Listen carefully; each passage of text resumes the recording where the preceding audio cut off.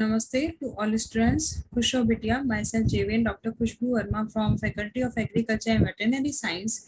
Today we are going to discuss about history of plant biotechnology. This session is related to course Plant Biotechnology of program BTech, MSc, BT and BTech FPT second set. So before starting about the history of plant biotechnology, you have to know about the concept of plant biotechnology and where it has been found out. So plant biotechnology is founded on the principle of cellular totipotency and genetic transformation. It was traced back to the cell theory of M.J. Sheldon and T. Schwann and discovery of the genetic transformation in bacteria by Frederick Griffith basically enhanced the role of plant biotechnology. In 18th January, which is 1983, three independent groups described Agrobacterium tumefaciens mediated genetic transformation, leading to the production of normal, fertile, transgenic plants. They introduced a bacterial antibiotic resistant gene into the tobacco. What are the objectives of the plant biotechnology? So scientists believe that the new technology would allow introduction of agronomically important genes into crop species that are susceptible to agrobacterial infections. Before starting about the plant biotechnology, you have to know about the cell theory. So cell theory was given by Sheldon and Schwann, and Sheldon have given a concept in 1838 that every plant and animal is an aggregate of fully individualized, independent, separate beings, that is cell.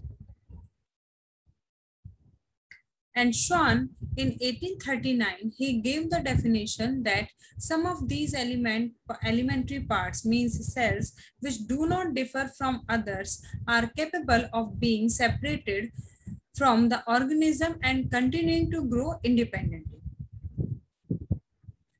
And if we talk about the combinedly about the cell division or cell theory, so all living things are composed of cells. Cells are the basic unit of structure and function in the living things, and cell arises from pre-existing cells. These 3 points are the outcome of cell theory.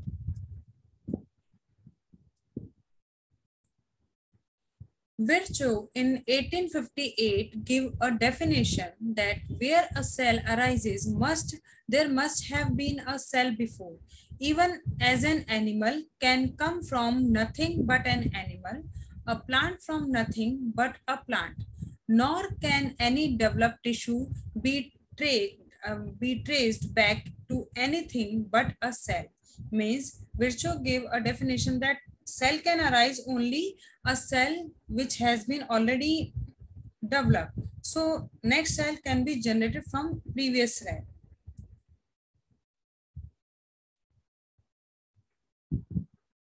After these definitions, some revival has happened about the cell theory. So interest in the cell theory was revived in 1858 by the famous amorphism of Ludwig Karl Virchow. He basically gave the eminence cellula acellula, means all cells arise from the cell. He determined that diseased cells always arose from healthy cells and rejected the prevailing view of spontaneous generation.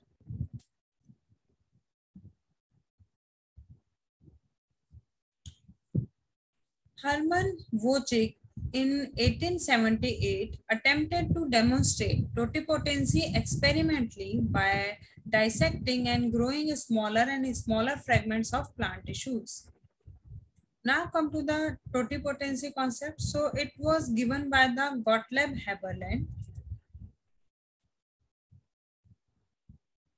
And totipotency is basically the ability of a single cell to divide and produce all the differentiated cells in an organism, including extra embryonic tissue.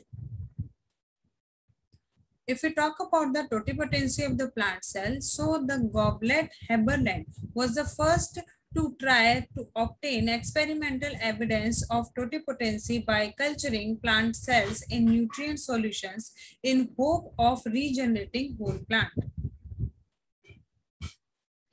According to the Goblet Haberland experiment, he cultured chloroplasts containing differentiated cells from leaves of Lamium purpurinum knob solution in hanging drop culture. He got the results of these experiments that the cell grew in size but do not undergo any cell division individually, or eventually the cultures were lost to infection. He failed largely because of his unfortunate choice of experimental material and because of inadequacy of nutrition provided by the knob salt solution. These are the failure reason of his experiment.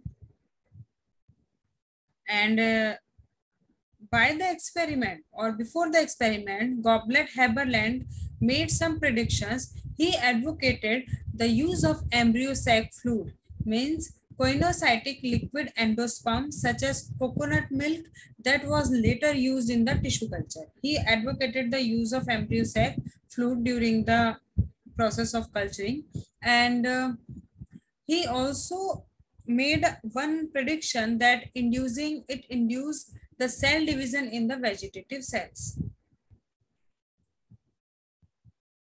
There are some discoveries of plant growth substances already happened. In 1880, Charles Darwin was the first to observe and describe the curvature of seedling towards light. Effect could be prevented by covering the tip of the polypetile and the hormone later to be identified as naturally occurring auxin, IAA, indole acetic acid.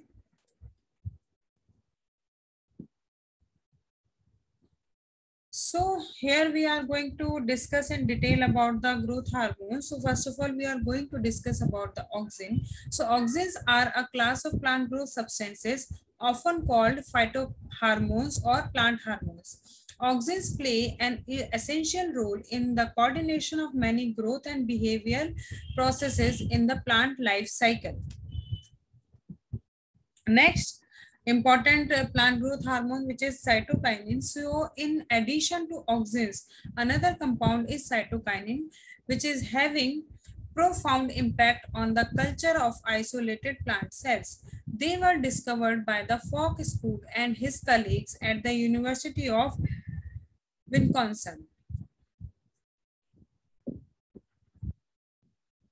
Now come to the next term, which is genetic transformation. So genetic transformation is also very important term which has been used and currently is very famous in plant biotechnology. So genetic transformation is a process by which the genetic material carried by an individual cell is altered by the incorporation of foreign, means exogenous DNA into its genome.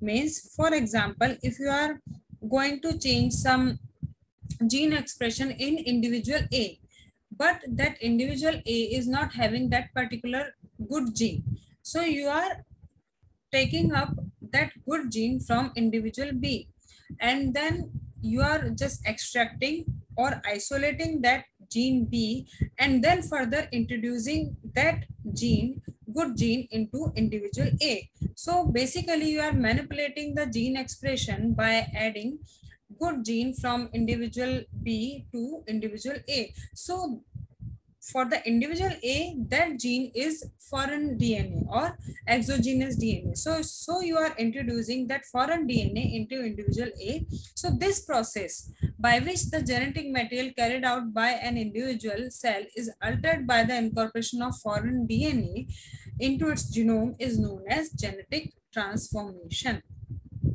And genetic transformation was discovered by chance, not by design, by Frederick Griffith in 1928. He was actually trying to develop a vaccine for prevention of pneumonia epidemic.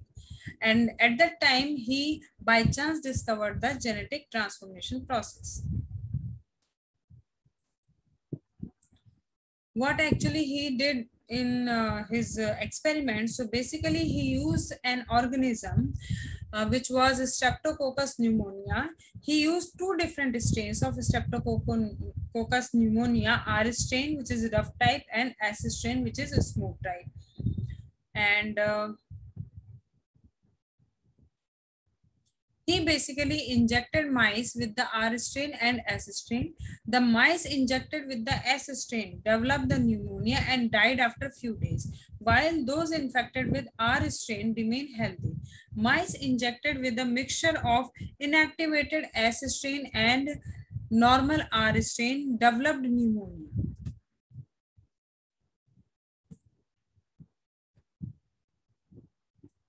So if you go for the last line, means in the last trial where mice was injected with the mixture of inactivated S strain and normal R strain, still it developed the pneumonia. Means some material from the S strain which is already inactivated, but the genetic material of S strain somehow transfer or transform into R strain and change that R strain into activated S strain. That's why that mice got the pneumonia disease and died after some time.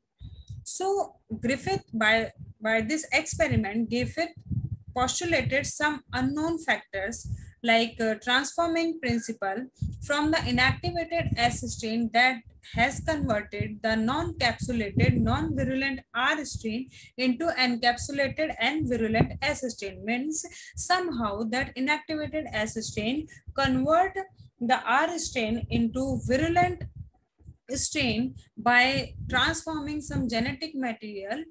So that's what Griffith gave the result by his experiment.